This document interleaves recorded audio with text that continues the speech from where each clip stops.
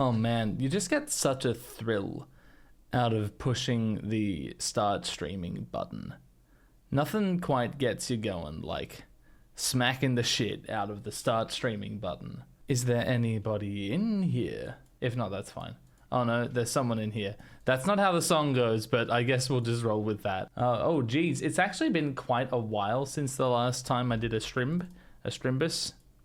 God, it was November. Was it like early November or was it even earlier than that? No, I think it was November when we were doing Hollow Knight. And I was like, yeah, I love streaming. Let's stream more often. And then I didn't. To be fair, December and January are like the fuck it months of the year, you know, where nothing happens and nothing gets done and you just sit around staring at your lap feeling bad about yourself. Thanks for following. Lots of new followers actually since the last time I streamed, because I shouted the Twitch stream out in my last video where I promised I might actually use it and then didn't for a month. But then it's today. And we're watching GOT review. So in our rewatch of Glidus videos, which we've been doing here on Twitch for a very long time, we're actually up to season 7, episode 2, Piss Take. But I've decided to fast track the GOT reviews because I sort of, like, for personal reasons, I would like to rewatch these with y'alls in preparation for something. For a thing that's happening. As attentive viewers, people who think about me probably more than they ought, will know / remember that I upload a video on my birthday every year. And this year I'm going to do that also as well too, instead of not doing it. And the video I'll be uploading is in some way related to the videos we'll be watching today. Patrons already know, unless they don't, because they don't fucking read everything I say, which is perfectly fine. But yeah, it's not Viserys. Viserys will be the last season 1 GOT review. Sorry, everyone. That was always the intention. And by always, I mean like 6 years ago, that was the intention. Oh boy, how things have changed. But not that. That remains unchanged. I still want to finish this series. I want to finish all of my series, but I started becoming too verbose and too afraid of my job. And so production slowed down. But also, there's so much other shit going on. When HBO throws a fucking series at you every year, it's just work and burnout to keep on top of. But I shouldn't complain too much about having such a wonderful job. And is that enough waffling? Is that enough waffling? Which of the two Viserys wins in the fight? It depends when you're talking about, because if it's like in Viserys the First's prime, then Viserys the Third won't be born for another 170 years. So probably I think the grown man would beat the person who isn't born yet. But if we're talking about Viserys the Third's prime, look, he'd still probably find a way to lose to a guy who's been dead for well over a century. But I'm still betting on him. Okie dokie. So I guess I should clarify, we have already watched the Ned, Jon, and Tyrion and Dany GOT reviews on stream. So we'll start today with Arya and then watch Cat and then see where we go from there. Okie dokie. Oh boy, do people remember this series? So the last time I posted a GOT review was, don't think about this too much, it was almost 4 years ago. It was January 29th, 2021. And back then, my channel had... Let's actually pull it up. Well, I won't pull it up because I don't want you to see all of my YouTube analytics, but you can have a look at this page when I'm there. Doop-be-doop-be-doo. I always like doing this, looking at the overall growth of the channel. So as you can see here... Oh, you can't see there at all. Don't worry, I figured it out. So as you can see here, this is the channel subscribers over time. Wow, look at that. January 20th, 2021, 29th, I had less than 40,000 subscribers. And so the channel's almost quadrupled in size since then. So it's very funny to think that most people who are subscribed to me haven't been around for a GOT review release. That's strange. That's strange to me. And then you think about the last Game of Thrones piss take was in August of 2022, which was half the channel ago. Whoopsie daisy. So that's gonna throw them all off, isn't it? Fault grift sex. Yes, the least seeable color indeed. Oh, I need chat on screen. What are we doing here? Boop. There they are. Hello there, chat. Chat. I actually recorded. I'm all over the place today, so I'm just rambling. I recorded some of the thing that will be coming out on my birthday earlier today, and I started editing it, and by golly, did I miss this series. Oh, it's such fun. So that's another reason I want to revisit it today, is just what fun videos, what a different change, what a change of pace, what a breath of fresh air GOT review was for everyone. Let's jump into it. This is Arya GOT review from November 2020. Gosh. Yeah, let me know if it's too loud or too soft. GOT review. This is the fourth one, but you don't need to have watched the others. It's okay, I'll forgive you. Playlist still in the cast? No, YouTube got rid of that. Cast yourself back to a magical time of wonder and whimsy. I love this background track so much, and it is now like, it will forever be the theme of this series. It's the Walk of Life track from the Rayman 2 OST. It's just so good. I love it so much. A pre-ironic time of togetherness and love. A time whose greatest concerns were things like some teenager's uninspired music video, how many times you'd have to purchase Skyrim, and what to do with your life after the Harry Potter films finish. Not much, it turned out. Oh, so 2011, the year of the Nyan Cat. A simpler time. I'm such a fan of this edit. It's so stupid and so simple, but where it's Dragon just Show funny. Not bad, Dragon Show good. Very good, in fact. But why Dragon Show good? And why future Dragon Show not good? There isn't any one monolithic point that answers these questions, but if any of the many storylings this series has Storylings, that's good. can demonstrate the differences between these two extremes of quality, it has to be that of the younger Stark. Oh, I changed my mind on that, didn't I? In between this video and the Glidus movie, which was only like half a year away. Because, yeah, Watchers on the Wall is the best fight. Stark daughter. So that's what I'll be talking about today. Please note that for the purposes of this video, I'll be referring to this character as Arya, because that is her name. In the comments, this one seems to have gone over a few people's heads. That's because a lot of people refer to this character as Arya. And in fact, many of the characters in the show refer to this character as Arya. Her name is Arya. Without any further ado, it doesn't matter that much. I'm just a dick about it. I love this scene, and I can't wait to talk about it someday. I mean, I love it because it's so fucking stupid and weird. Yeah. Doing whatever it is I'm doing, let's get into her story. Arya Stark, Johnny go bye-bye, Doggy go bye-bye, Daddy go bye-bye, come to Hot Pie. You took my hand and showed me how you promised me you'd be around. That's right. Oh my god, so that was... you have my collaborator, co-band member and best friend Jason to thank for that one, because... he suggested that we do Who Knew. He suggested we do it with the acoustic guitar. So all of this is, you can thank him for it, and I should thank him for it because it's still one of the best tracks I've ever recorded. Yeah.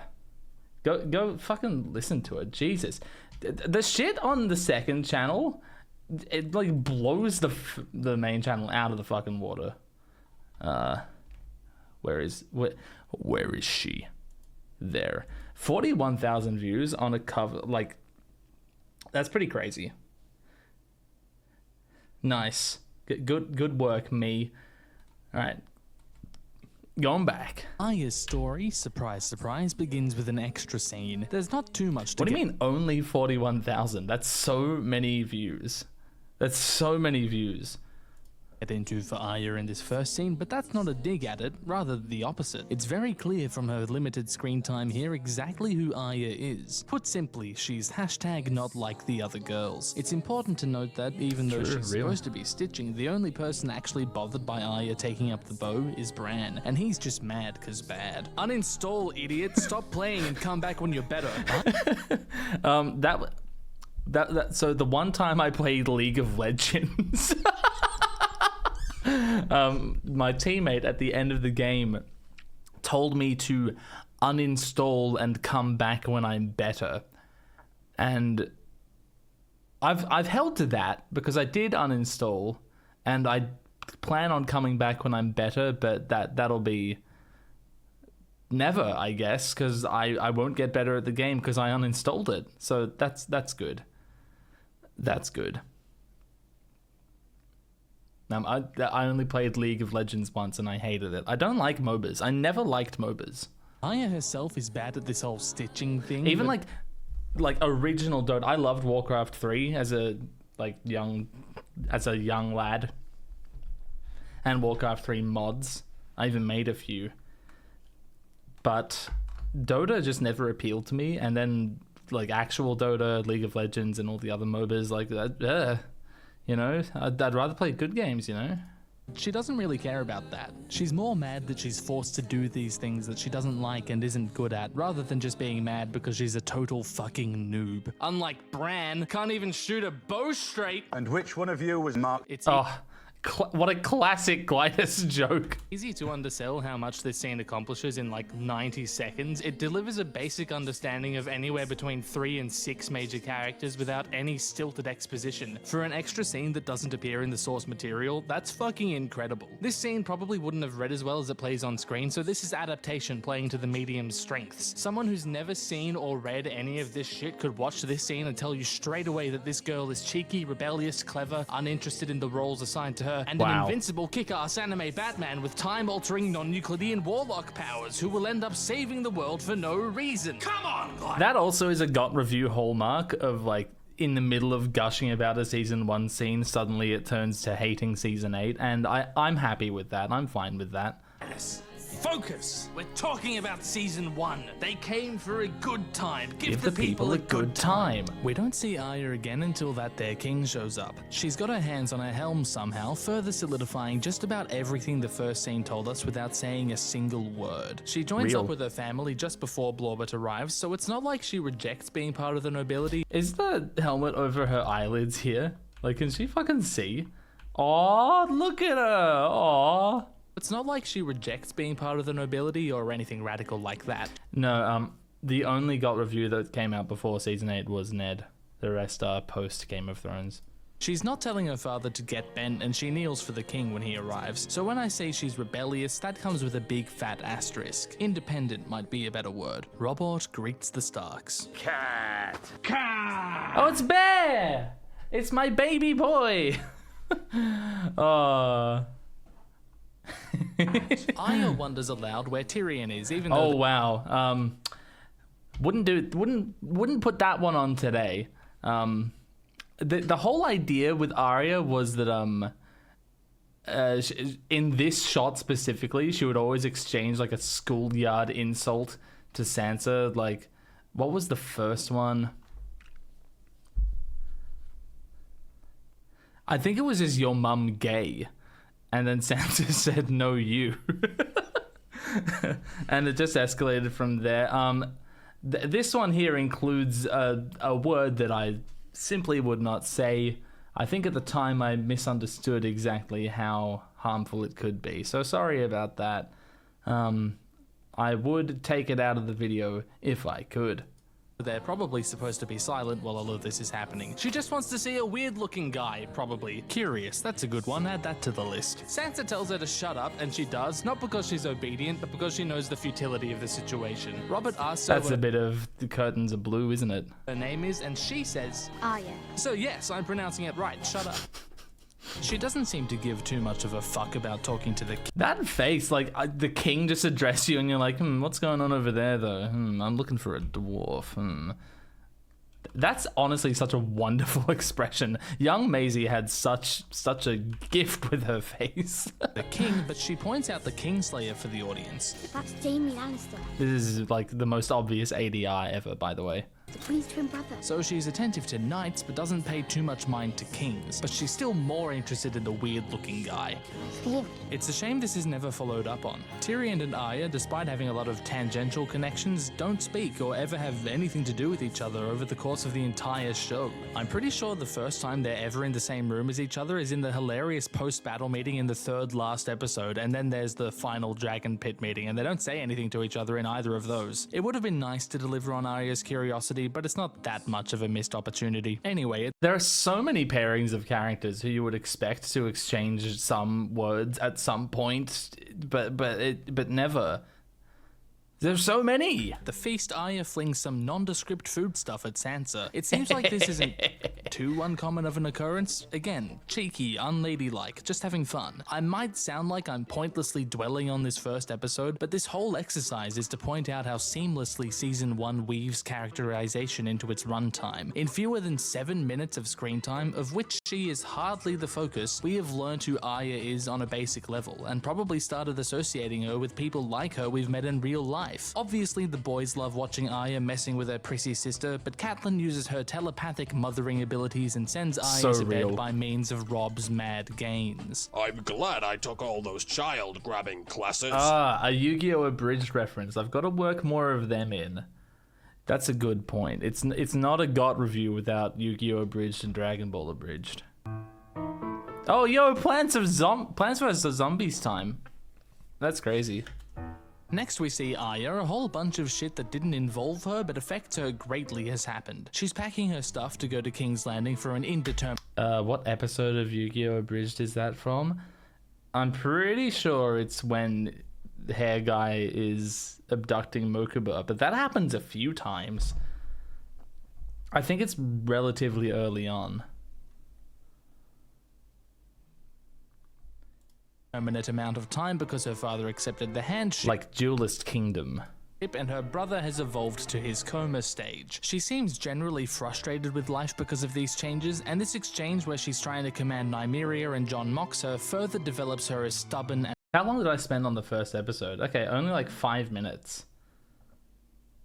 That's honestly astounding. Because in the video I've just written, it's a lot more than that. I think the next one might actually be the longest in the series, which is crazy considering who it's about. It's like mental. Impressive.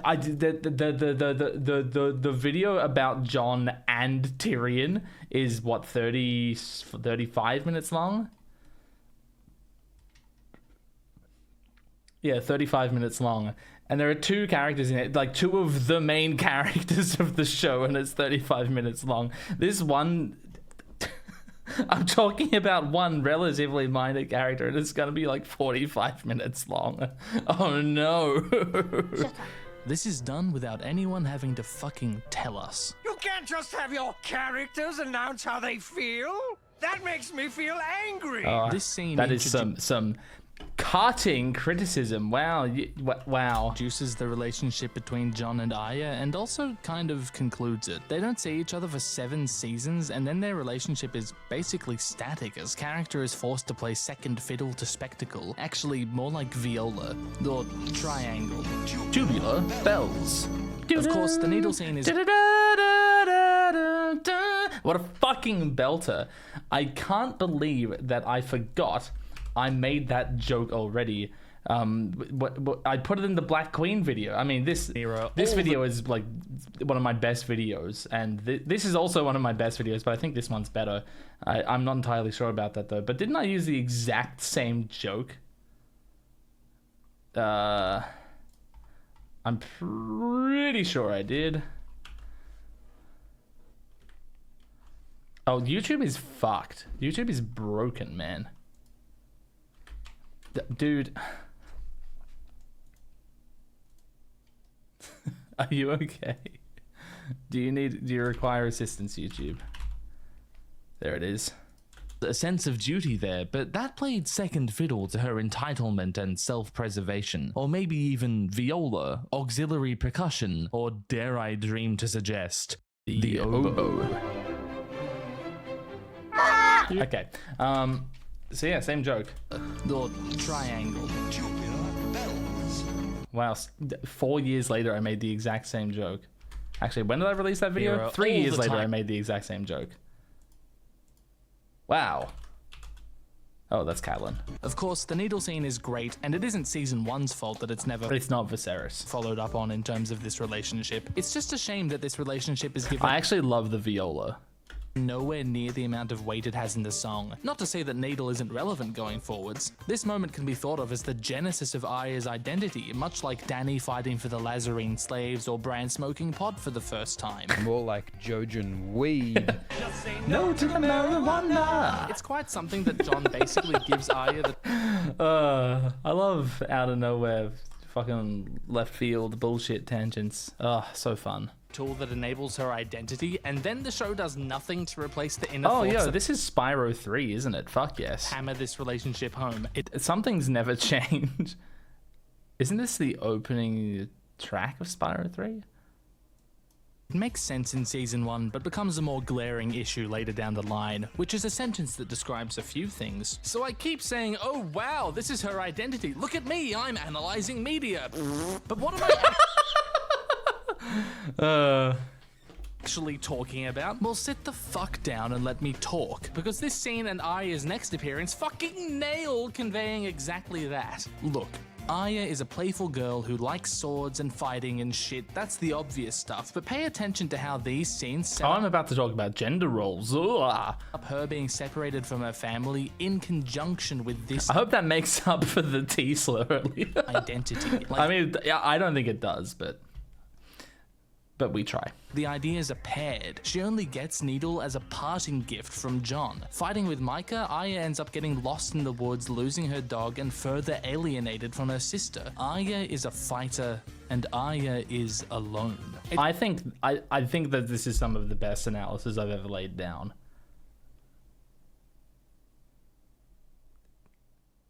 Yippee. It's fucking incredible that these scenes play out as a micro-narrative that reflects her entire story, like some wacky, emergent fractal of television. I asked my uncle if how we could make more videos like this, and he said we don't know how. We literally forgot how. The emergent fractal of television. What the fuck was I doing? Its Arya's all the way down. With an arc this well set up, you'd think the eventual emotional payoff when Arya is finally truly reunited with her family would be overwhelming.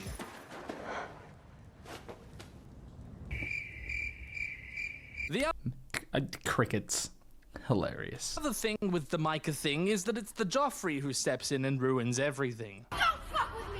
I have the power of God and anime on my side. Joffrey is privilege personified perfectly. He's at the top of the feudal chain and commands a lot of authority. Oh, it's Diddy Kong Racing. This video has an incredible soundtrack. Listed in the description, of course. That's fucking mental.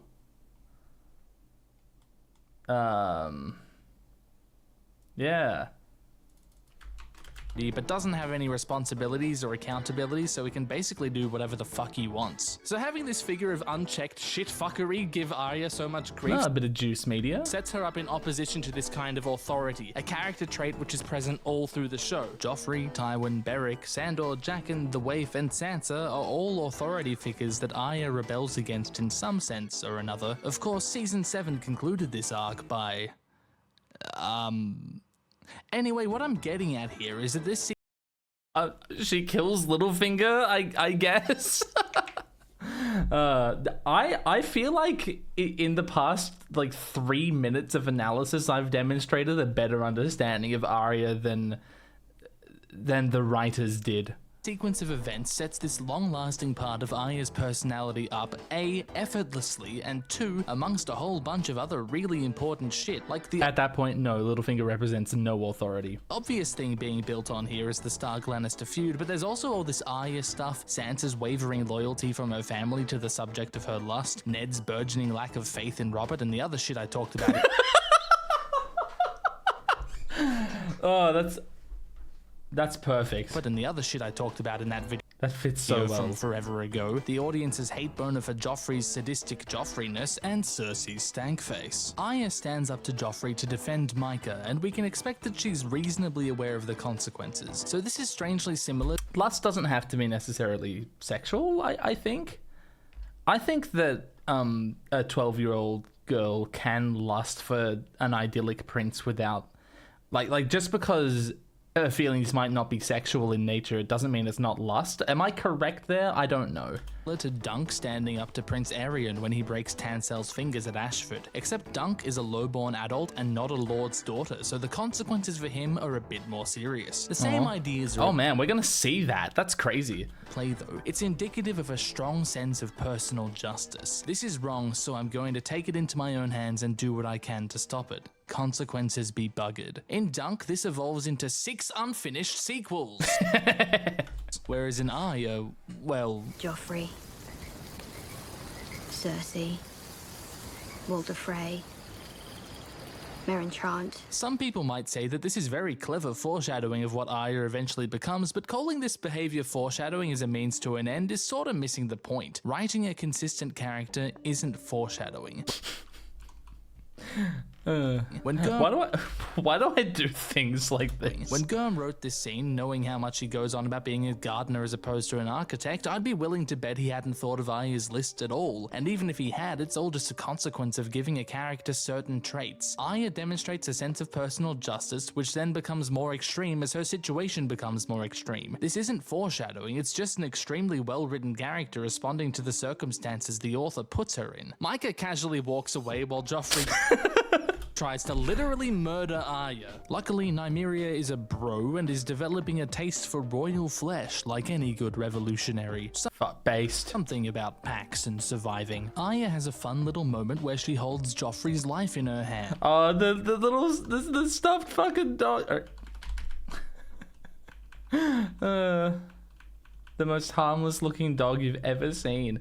Jack Gleason is milking this, even though like this must feel so stupid. His life in her hands. I can break the law. But seeing Jack Gleason Out of pocket Vsauce clips. Should probably look for some of those as well. potential decides not to do that thing. She instead performs an award-winning Olympic-quality sword toss and yeets herself into the forest. We miss out on Arya paraphrasing Joffrey's threat to him, which is later echoed when she kills Raff the Sweetling in the song and Polliver in Thrones. Aware enough to know that they'd kill Nymeria for giving Joffrey a scant boo-boo, which is a piss-poor downgrade from the epic maiming she gives him in the song, Arya tells her dog to fuck off, then throws a whatchamacallit at her, a rock. That's the one. The hardest thing I've ever thrown at a dog was a stern look, and even that was very hard to do, so I could imagine how difficult this is for an 11-year-old. Thing is, I don't have to imagine it though, because there is an actor showing me. Oh, we're about to talk about child actors. Child actors can be a huge problem, especially in a production like Game of Thrones where there are so fucking many of them. So it's kind of astounding how this season isn't plagued by stilted delivery from children. Wow, a real astro droid.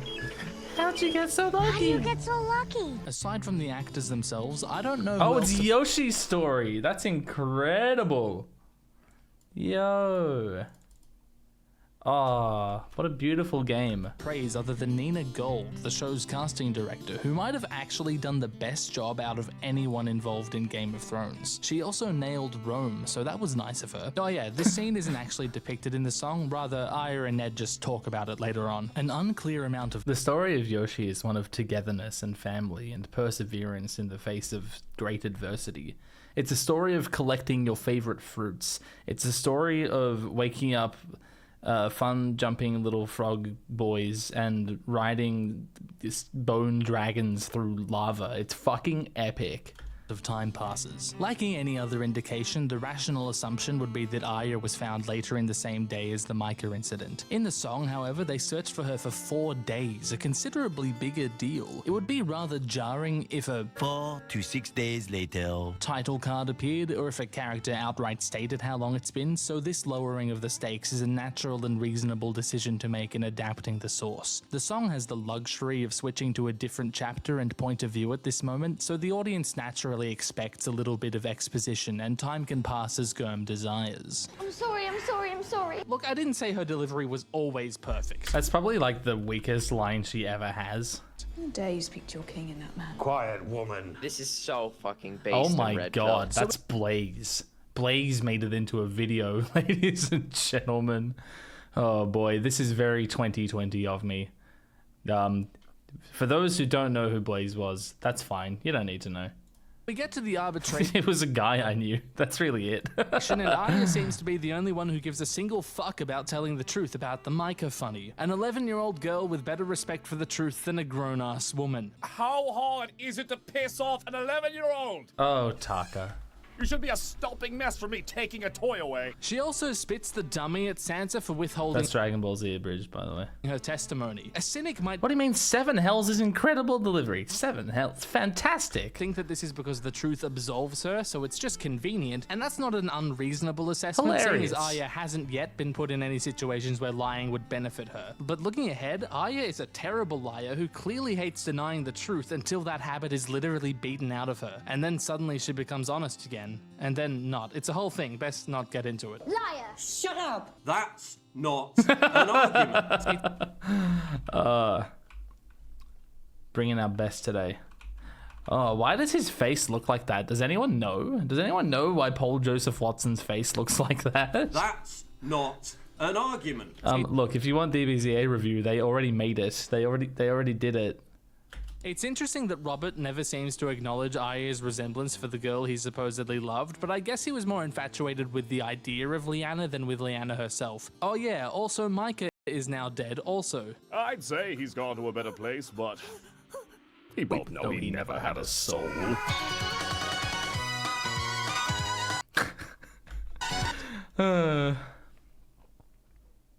Wow.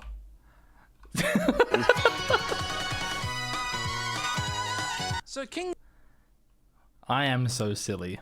Road is a pretty big one for Arya, you could say.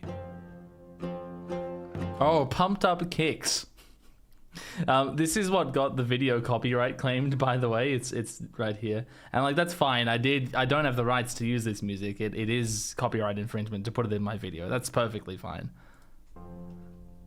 Lord Snow is But I thought it was funny that it got claimed for that and not all the other tracks that I used. Including the like full covers I did. much smaller one for Arya. King's Road has 2 lengthy, very Arya-centric scenes, but here there's this one and the short coda with Syrio at the end, which is more Ned-focused, and that's it. I guess she's also kind of around when Ned arrives in Dubrovnik. So, what are you stabbing the table for? I'm practicing. Okay, that's great. Practicing for what? No, don't ask her that. The prince. You know, I somehow think that repeatedly stabbing an inanimate It's honestly a perfect choice of song for this scene. object with what appears to be a stake. I know it's not Dubrovnik.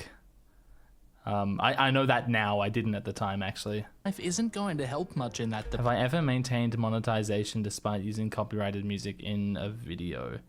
My cover of One Night in Bravos actually has, like, wasn't claimed for over a year. It is claimed now, but it got away with it for a very long time. I've never been to Croatia. I've only been to the UK in Europe. Apartment. You're an idiot. Pot calling the kettle an idiot. You're a liar, and if you told the truth, Micah would be alive. Okay, so this scene solidifies the rift between Arya and her sister, which up until now may have been indistinguishable from a garden variety sibling rivalry. But no, Arya blames Sansa for her friend's death, which isn't a garden variety occurrence according to my dataset. That's how we do it in my garden. Oh my god, it's a Kid Icarus clip. Oh, he's so fun. That's how we do it in my garden. Oh, Jim. For those who don't know, and I did talk about it in the Quanda, Kid Icarus is perhaps my YouTube crush. I love his videos, so. And everything else I've seen of him also. He just seems like a lovely, hilarious chap. Ned walks in and Mordain does my job for me. Arya would rather act like a beast than a lady. Of course, this is just her perspective and not the whole story, but hey, spot on. Ned.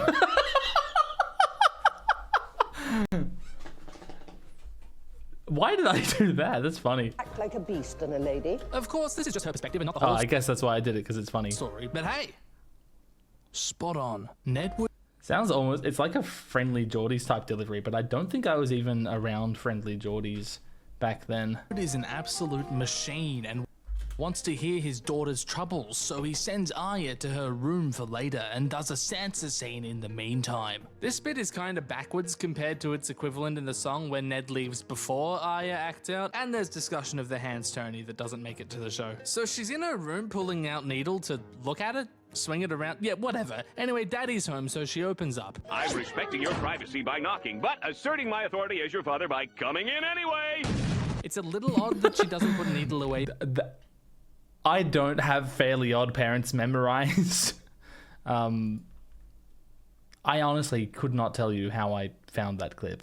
Before opening the door, but then again, Arya is honest, and maybe she even wanted her father to know. Ned's not so shrewd when it comes to parentage, but he's a fucking genius detective when it comes to swords. I know this Maker's Mark. This is Micken's work. Putting a pin in my whole Arya is honest thing, she doesn't name Jon when Ned asks. Where did you get this? Because that could get him in serious trouble, and protecting him is more important to her. It's a classic example of these are my principles until my family is at risk, which I'm sure Ned of all people would understand. Probably where she gets it from. Or Cat. Family comes first. Not that we know much about Arya's relationship with Cat. It's apparently not important. True, and I guess that's a bad one. That could have been nicer. Enough for Ned to follow up on, so that's lucky. In the song, Needle reminds Ned of Lee. Yeah, I think the show could have benefited from other people trying to enter the room, like Mordain or Sansa. But that, like, why would Sansa try to enter? But like Jory or other members of the household, and then Ned finally is the one she lets in. Lyanna, and he says that Arya looks like her, and she's all surprised by that because Lyanna was supposedly beautiful, and nobody says that about Arya, but that's okay because she... But Lyanna... Wow, that is obscure. Yeah. Although lots of people do talk that way about people that young. Look... But Lyanna is much less of a thing in Thrones anyway. Arya confides that she was trying to learn. I asked my kids to practice with me. And she feels responsible. She's such a good little actress. She was trying to learn. I asked my kids to practice with me. And she feels responsible for what happened. Arya's first... Cutting most of the Lyanna stuff from the first seasons of God was ultimately a good thing. No. No, I don't think that was a good thing. Because... when we find out that Jon is Lyanna's son, that doesn't mean anything to us. It doesn't mean anything. First interaction with death is not only unjust, it's also her fault, according to her. She shares an after-school special moment with her dad about why it's not cool to hate your dumb sister. Ned explains why Sansa lied and reminds Arya that the Starks must stick together as a family. Winter is coming. She concedes that she doesn't hate Sansa, so that's nice. Ned lets her keep Needle because A, he loves his daughter and wants to let her do the things she wants to do. 2, it's going to happen anyway, so he might as well make sure it happens properly. And exclamation point, Maisie went to all of this trouble pretending to be left-handed, and it would be a shame to let that go. That is a pretty crazy detail for a kid to put into her acting performance. Like, Maisie's sort of crazy. A waste. So we meet Jack and Aegon Targaryen. Syrio Forel. Aegon Targaryen. Oh, that's one hell of a theory. And with him a healthy serve of Dave and Dan's Palatophobia. Now Palatophobia is the fear of boldness or bold people.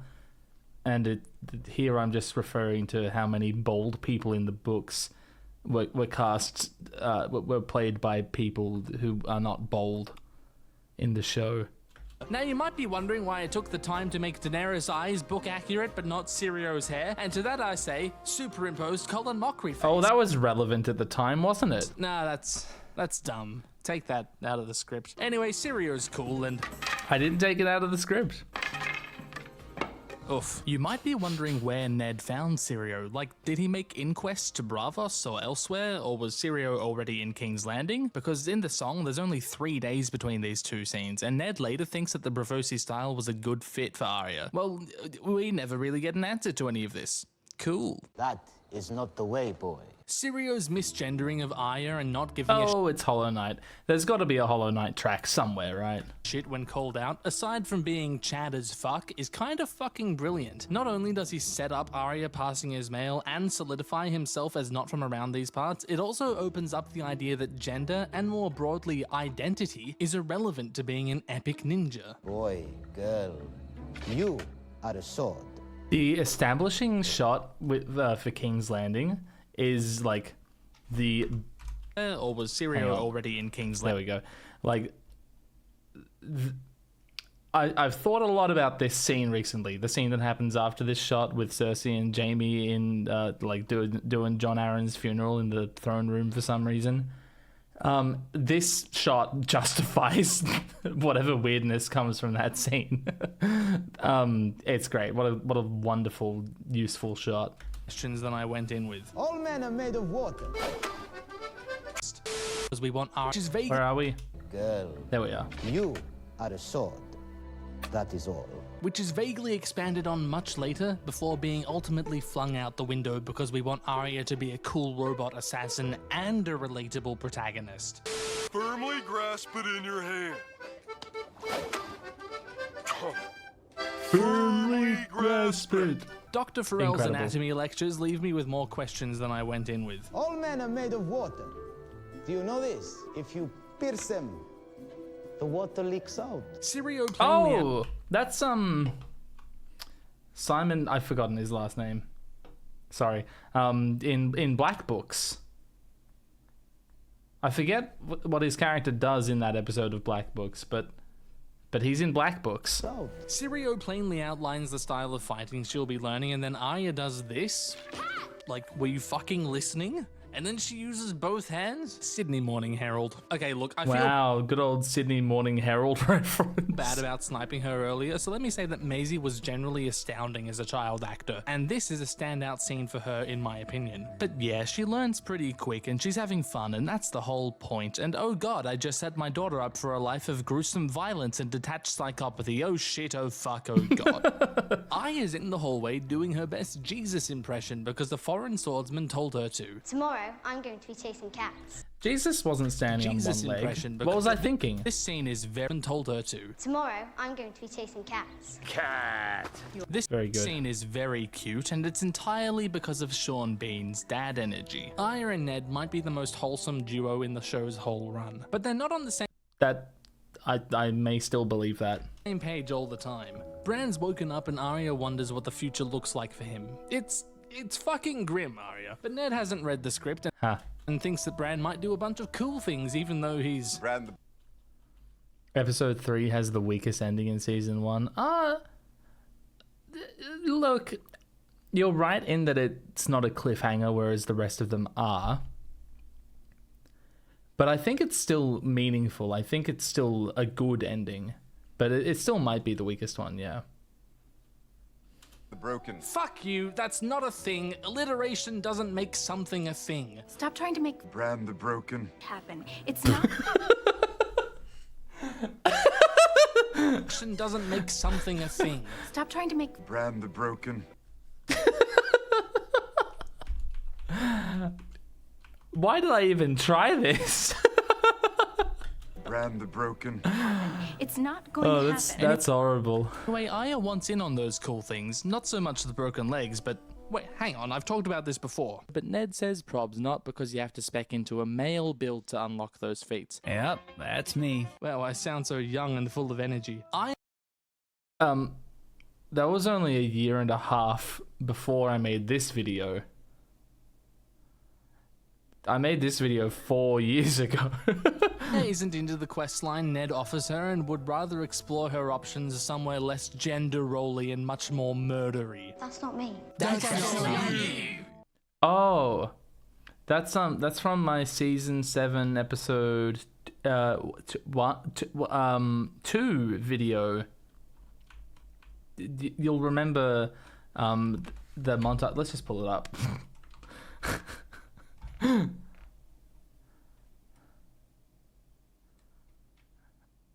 Here, the very end of it, I think.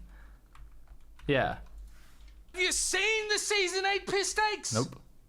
That's not you. That's not you. That's not you. That's not you. That's not you. That's not you. That's not you. That's not you. My neighbors must think I'm insane. So I believe there are 8 takes there. That's not you. And I just played them all at the same time there. In the song, this line is no, that's Sansa. So Arya's gender non-conformity is posed very clearly to contrast with Sansa, whereas here it's a more general attitude. Throne seems less interested in establishing the dichotomous nature of Sansa and Arya, much to the detriment of later seasons. In the show, they're siblings who don't get along. In the books, they're polar opposites, constantly at each other's throats. Sansa even says that Arya should have been killed instead of Lady at one point, so when they start thinking about each other positively much later on, it hits you a lot harder than this. Anyway. Start the damn quiz before I joust myself.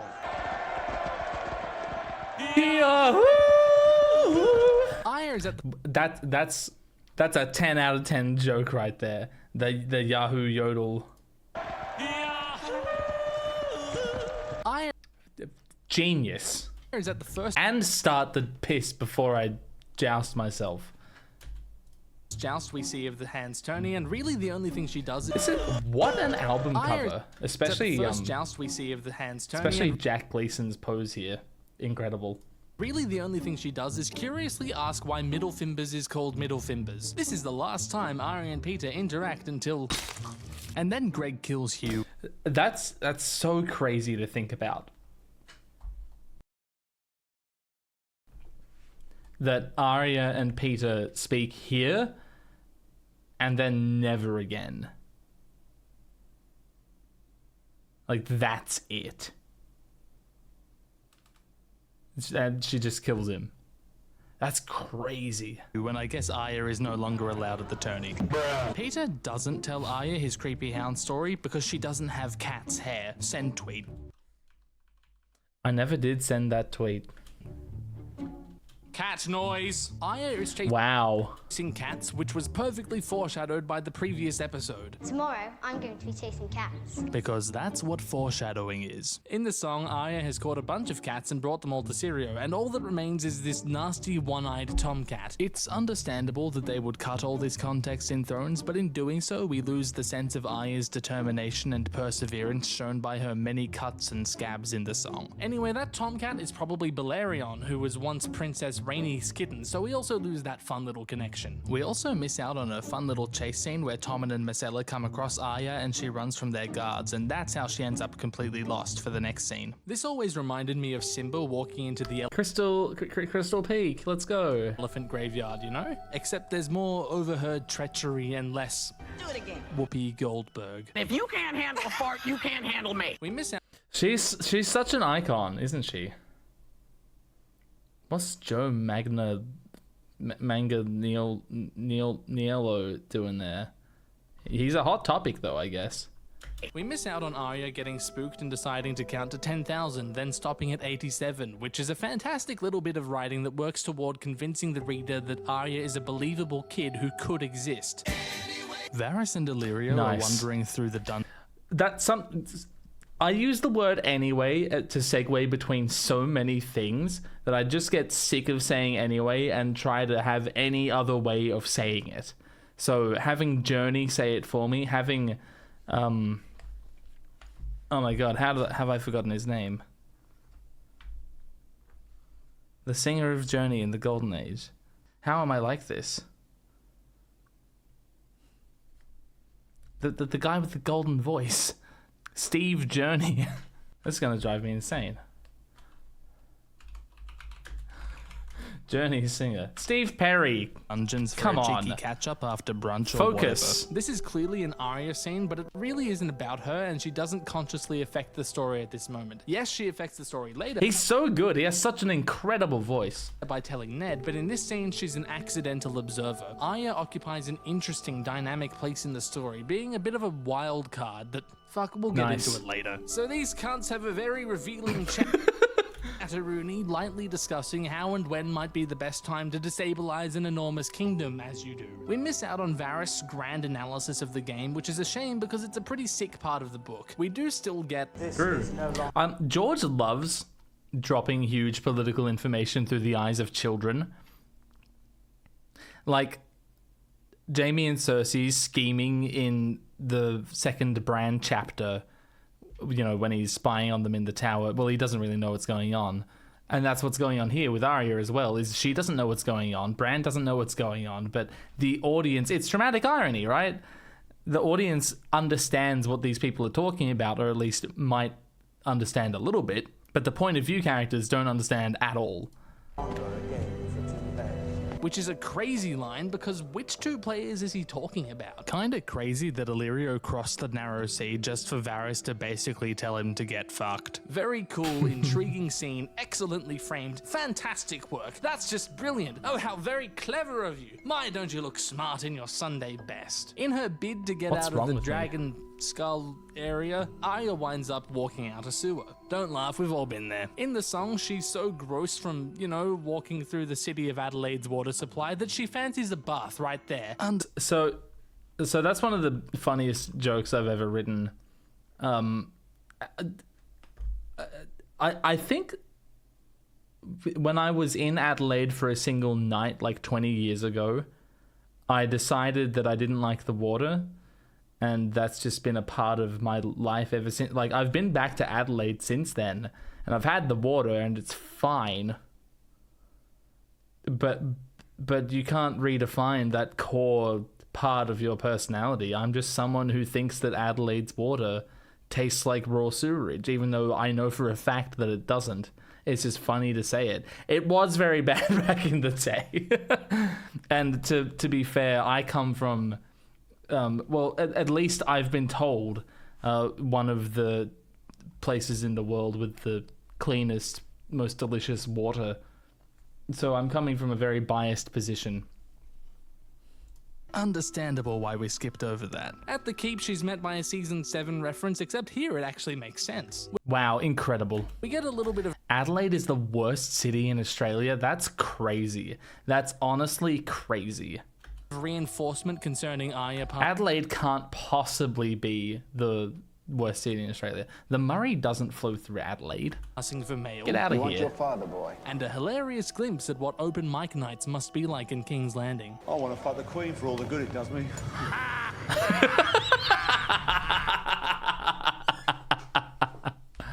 That's Marco, isn't it?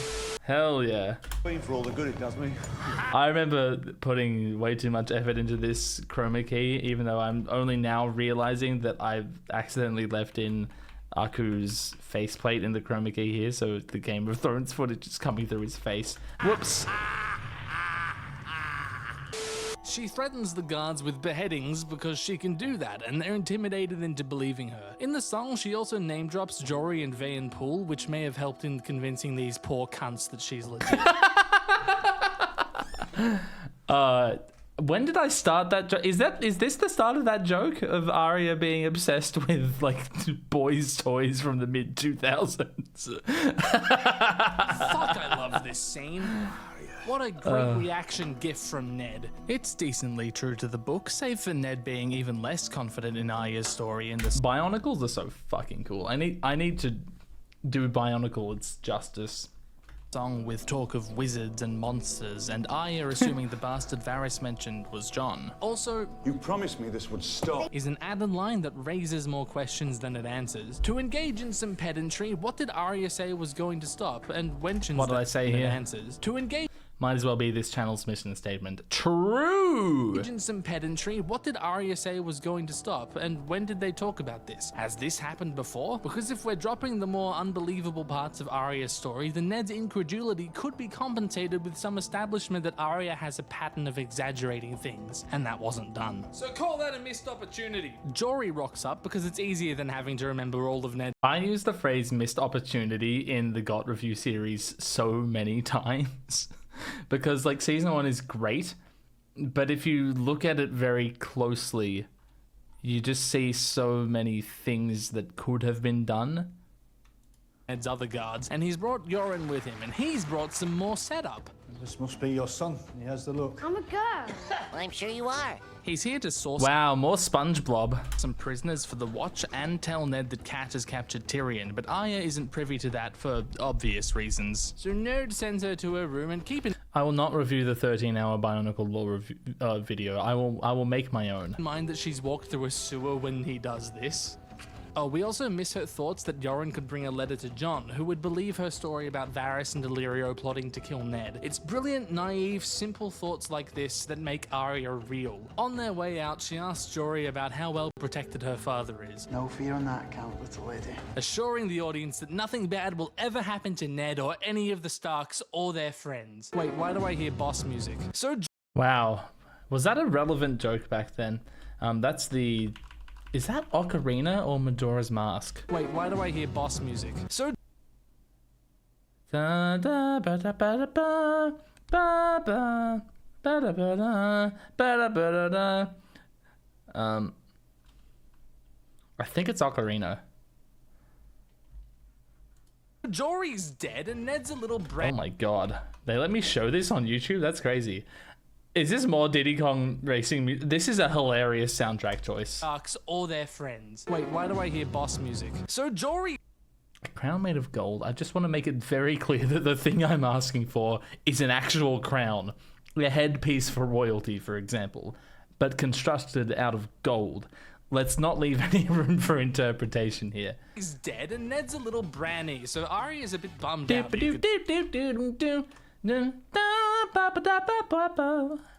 It's this tune. It's fucking bop.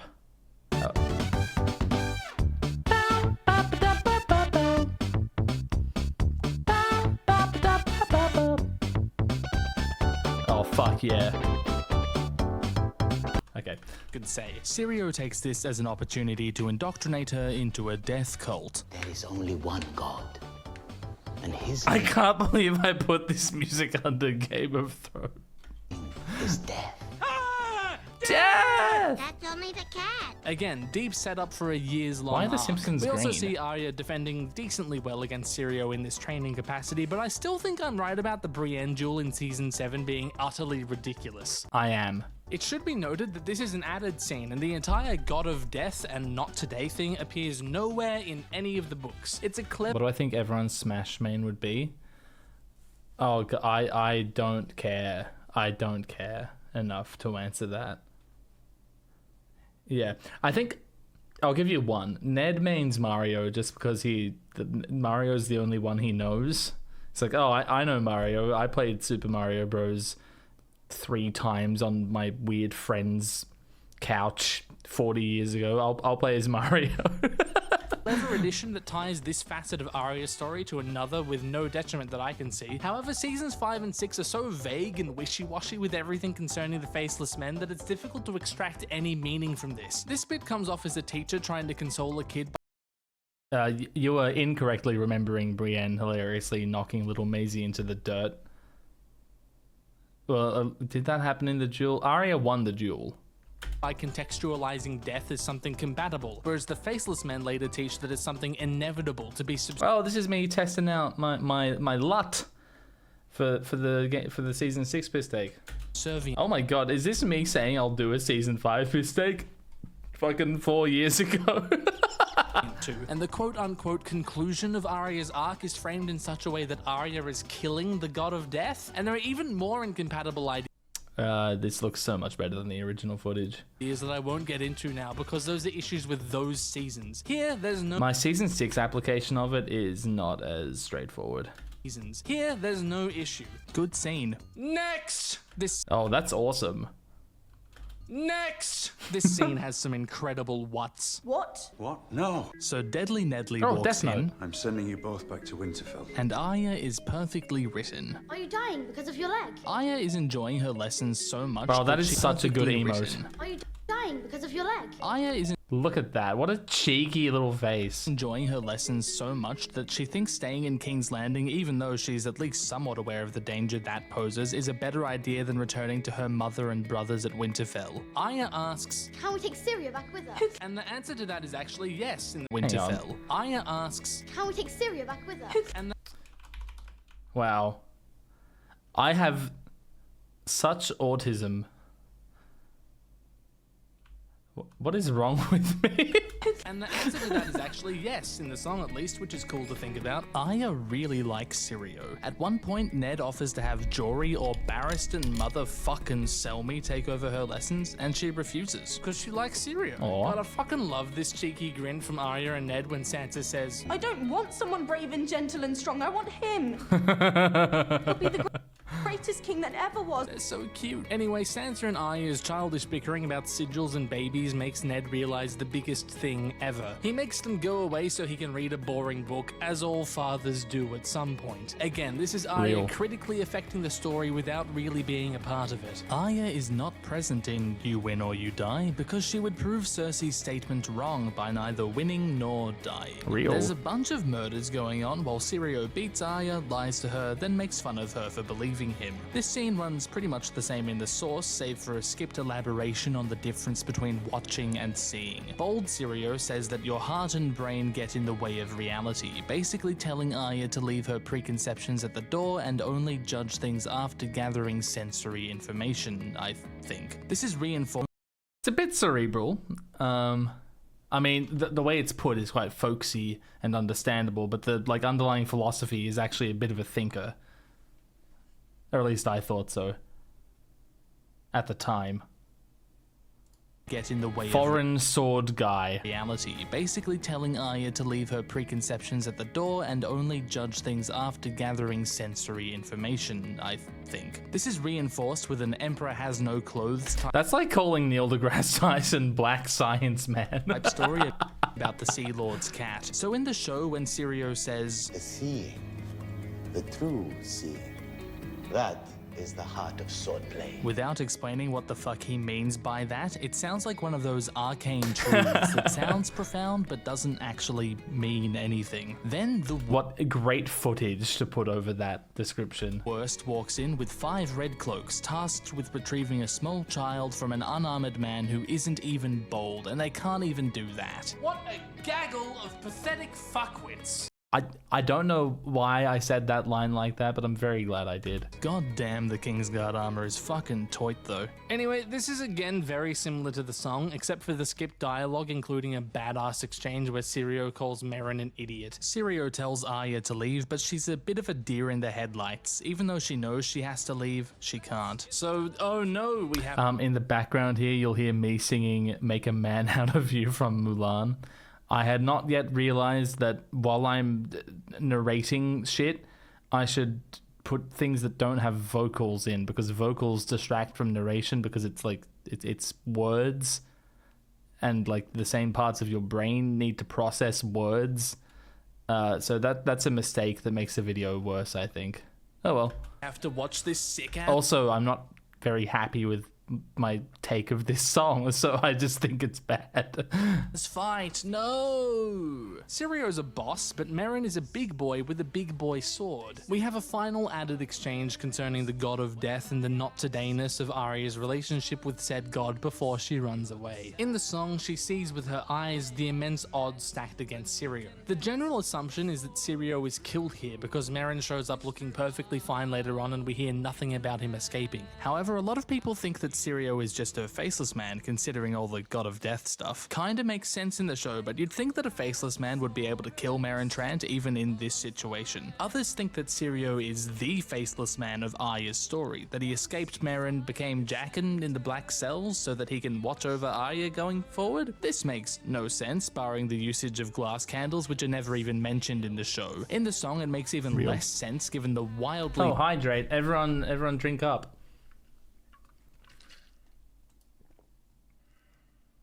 different philosophies that Sirio and the House of Black and White espouse, and that Sirio seems to have been hired as first sword to the Sea Lord of Braavos specifically to combat the Faceless Men. It's not a big deal, but it bothers me when people assume this kind of thing to be true.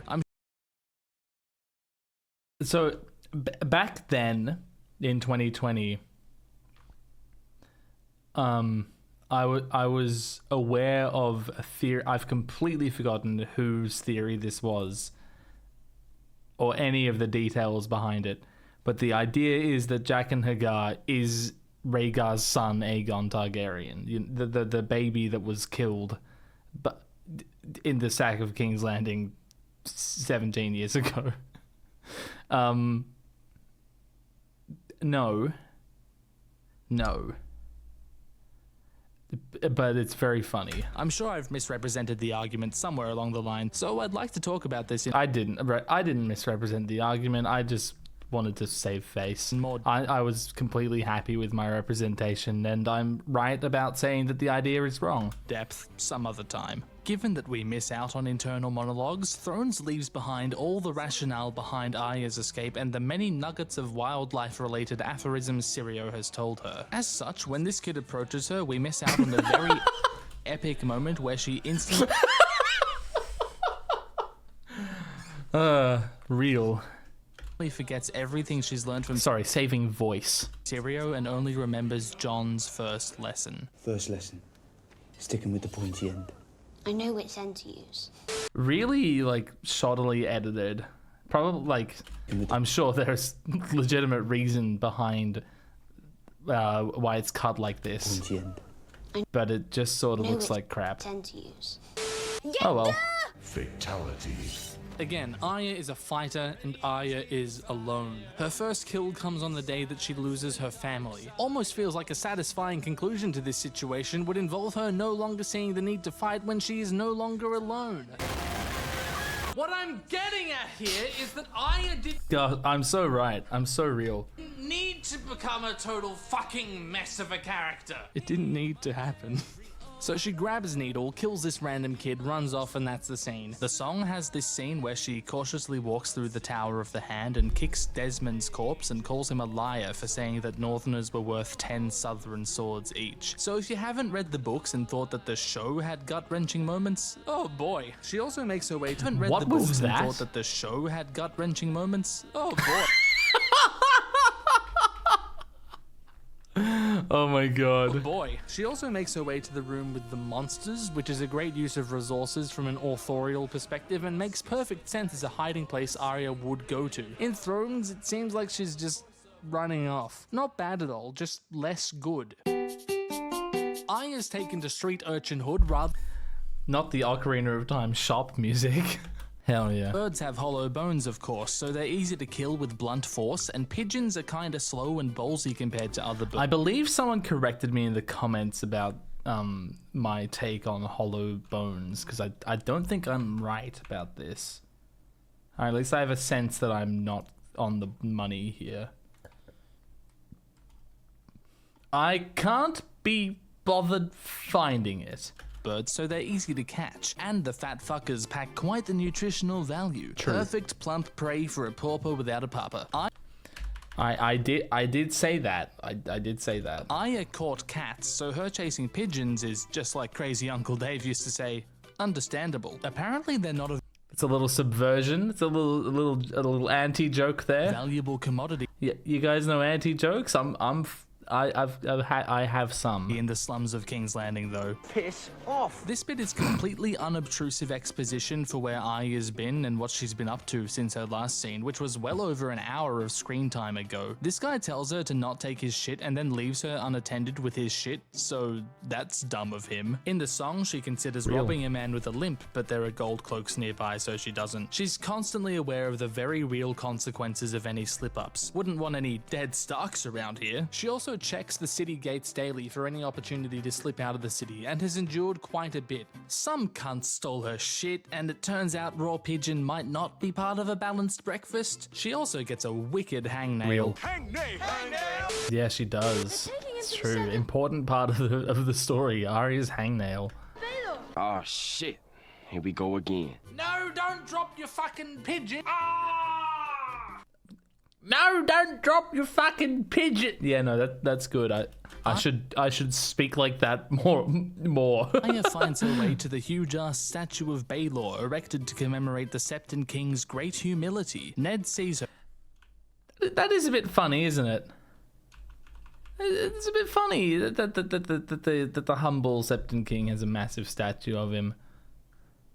Ned sees her, which might be the most unambiguously good change the showrunners made in their entire adaptation. I still believe this. In the song, it kinda just so happens that Yoren finds her, which is fine, coincidences can happen in stories, but here Arya is pretty much saved by Ned managing to tell Yoren where she is. The last two things Ned does in Thrones are to save Arya and to save Sansa. Arya watches her father falsely confess and witnesses Joffrey seal not just his fate, but the whole country's. Desperate to do anything, she climbs down and rushes toward the sept, needle in hand, before Yoren stops her from getting herself pointlessly killed. And you've got to hand it to him for handling this situation. Having Yoren save Arya is another really clever and effective usage of resources. For such a minor character, he really does set a lot in motion, and Francis McGee does a great job of it. Arya I fucking love Yoren. Closes her eyes as the big funny happens, and her life is forever changed.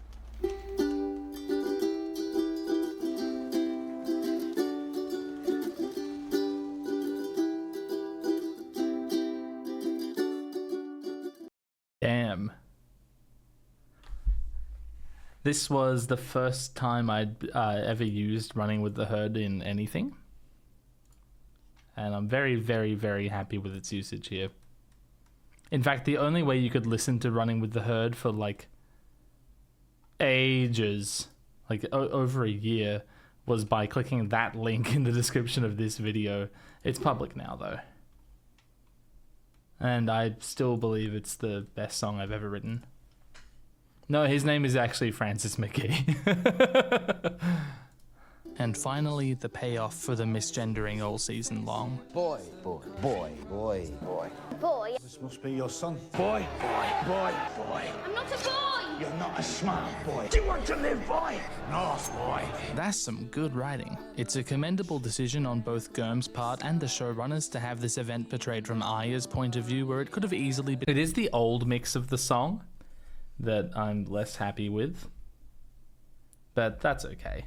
In an edited chapter with the scene framed around him. The scene being Arya's allows the text to contextualize Ned's death around a character who is greatly affected by it and who we get to follow going forward, rather than someone who is now dead. It's also seamlessly woven in with Arya's journey going I do sometimes say things that are like, that don't require saying. forward, and the payoff to the season-long setup of her passing for male. More on Arya and gender in Season 2, I guess. Goss Review Season 2, coming to your screens in December 2056. Oh, we're on track for that. I'm not a boy. You're not a smart boy. Is that what you're trying to say? Yoren really is a clever lad. Why do I like Yoren so much? And this is where a Game of Thrones ends for her, with Arya pinned against a wall and Yoren with a knife to her head. Until the next book, her fate is ambiguous. But it's a pretty crazy cliffhanger. Thrones has one last scene for us, partly additional but mostly cobbled together from the first Clash of Kings chapter. We miss out on the explanation for Yoren still being in the city, which is that he received a message to wait for Ned. It's crazy that I have people who have opinions over different mixes of my songs. That's pretty crazy. So that he could take the black, but something went wrong. Considering that this is what Varys wanted, this supports the idea that Yoren has something to do with Varys. Oh, this is me pushing my spider web conspiracy shit. Well, Preston's spiderweb conspiracy shit. I still want to make a video called like the spider's web about all of Varys's little connections across the story, across the kingdom. I think that'd be fun.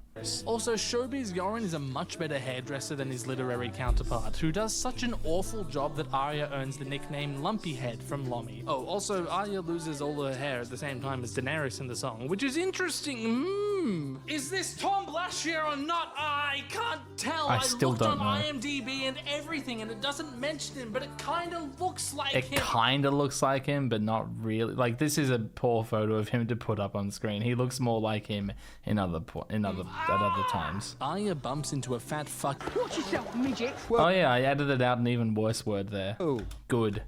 Hot pie. Coming at ya. And Lomi too, I guess, who instantly start picking on her. Cute to think of the friendship she forms with Hot Pie. Too, I guess, who instantly start picking on her. Cute to think of the friendship she forms with Hot Pie. Not so cute to think about what happens to Lomi. This plays. This is a callback? Call forward to a joke in my season 7 episode 5? Is it 5? Video where randomly the Maesters start talking about Avatar ships. So that's my opinion. Happens to Lomi. This plays out rather differently to the song, happening after they've left the city. Gendry gets involved on his own volition instead of just being bumped into, and Hot Pie sustains a beating to the dick from Arya. This enraged Yoren, who punished her severely. Oh, it's an oversimplified reference. That's crazy. Anyway, Gendry is extremely intimidating to these. The problem with Zutara is it's wrong. It's, I mean, narratively, it's not what happens, and characterly, it's not where either of them are leaning. Zutara isn't canon, don't be ridiculous. Preteens, and you know what? I thought that this wouldn't be weird to watch in retrospect, but it is, knowing what becomes of them. It's a good introduction, but what this have I wouldn't put be there? weird to watch in retrospect, but it is, knowing. Oh, yes, that is uncomfortable. Yes, that's very uncomfortable. It is, knowing what becomes of them. It's a good introduction between them, though. We get none of the shenanigans of getting out of the city, as Yoren just says it's time to go, and that's it. We watched her go from a happy, cheeky, cheerful little girl to a lost, broken, sad little boy. I said that the needle scene might be considered as the genesis of Arya's identity. Well, with that identity comes Arya's struggle. How do you reconcile a little girl aspiring to martial prowess in this society? Well, that's one of her struggles, her internal personal struggle. She's also faced with more obvious external issues, like the political drama surrounding her family, a stupid sister who just needs to shut up, and a dog that mauled the princess of incest. Not that these are completely separate issues, but note that in contrast to the other characters we've looked at so far, Arya's... Oh shit, I need to make a thumbnail for the next one. One that matches the incredible designs on display here. Arya's story doesn't reach any kind of conclusion by the end of the season. Ned dies, Tyrion resolves to defy his father, Jon devotes himself to the Watch, Dany finds her absolute agency, but Arya? She's continuously flung about with no real say of her own. She's sent to King's Landing with Ned, gets lost, Magoo's her way out of the coup, watches the Bene... Magoo's out of the coup, that's incredible. And Yoren is basically in charge of her at the end. Interestingly, when viewed from a certain angle, this is the exact opposite of the Daenerys story, where a young girl begins as chattel but ends with a fully realized will and the means necessary to exact that will. And cute mythical animal friends. Whereas Arya started with a cute mythical animal friend and... Oh, sorry. Don't worry, I'm sure she'll find you. So Arya is... I can't believe that's the last, mention of Nymeria in the show. That's insane. That's crazy. So Arya as a character has a direwolves are mythical. Purely a mechanical role in the broader story. It can be useful in intrigue-driven dramas to think of some characters as those who act to further their interests and others as those who are acted upon. Of course, this is a false dichotomy and extremely simplified, but it's a helpful model nonetheless. Ned, for example, is presented to the audience as an actor, but in retrospect was being controlled the whole time. Jon and Daenerys are acted upon for most of season 1 until they wake up at the end and start doing their own shit. But Arya, in season 1 is kind of like a force of nature. She's as wild as an animal of hers. Being a young child with spirit and ambition, she has no sense of manipulation or the kind of machination necessary to be classified as an actor under this model. At the same time though, she's stubborn and thus difficult to manipulate herself, in stark contrast to another girl I could name. So that's Arya, I guess, but more importantly, that's a demonstration of weaving a minor character through a larger story. Nothing Arya does is in isolation in season 1. None of her scenes serve to only advance her story, except for maybe the end. She's simultaneously an unimportant player in the story and crucial to its course, a brilliant slow roll beginning to a much longer story across the show. We can sit here and talk about the Ned story, or Tyrion or Jon or Dany's season 1 arcs, as they're largely self-contained and can be fruitfully examined independent of the rest of the seasons to varying degrees. I'm just nodding along, like this guy's spitting. But to sum up Arya's lot, I'm being a React Andy right now. Season 1. This is the walk of life from the Rayman 2 OST. It's setting up the plot threads and themes that will This is the GOT review theme. Visited over the course of the next 6 years of the show, and then swiftly forgotten about. Arya is an extremely well-realized child character, and it's an absolute tragedy what they did to her. Anyway, yeah, she's pretty based and tomboy pill. Oh, it's an Agli here post. That's incredible. Like and subscribe. I don't know who's next, but it definitely won't take this long for the next one, okay? Press the funny... That's true. The next one was out in like 2 and a bit months. Press the funny buttons. That's one of my favorite jokes of all time. Okay, press the funny buttons. Oh, so good. Stay And he just says, whoops. hydrated. Fantastic. Pursue your passions, but most importantly, check out my mixtape. It's fucking fire. The hugest of thank yous to my highest tier patrons, Andreas, Hoveran, Oh, it's Andy. Ingvold, Glenn, Oh, this came out when he was dying of coronavirus. Stay78, Zex, Agli here, and He didn't die, by the way. Donor Wiegand. And to all the other patrons too for sticking with me through this drought. If you want to support me but aren't so into monthly payments, then I've set up a PayPal link for one-off donations. And a coffee as well, whatever that is. If you'd like to constantly berate me on how long videos take, join the Discord server. Discord is not a good thing. That's how the video ends, everyone. Oh, we've got Come Town in the recommended. Isn't that great? All right. Well, that's Arya. That's Arya GOT review, everyone. And Cat's next. We'll take a quick break from listening to me talk so you can listen to me talk instead. Calm down because I used a slur. It's real. I don't think I've ever actually watched Come Town. It's being recommended to me because I watched some of the Adam Friedland show. He is funny. Maybe I should watch Come Town. No, we didn't watch Cat last time. Did we watch Cat? No. We didn't watch this. No.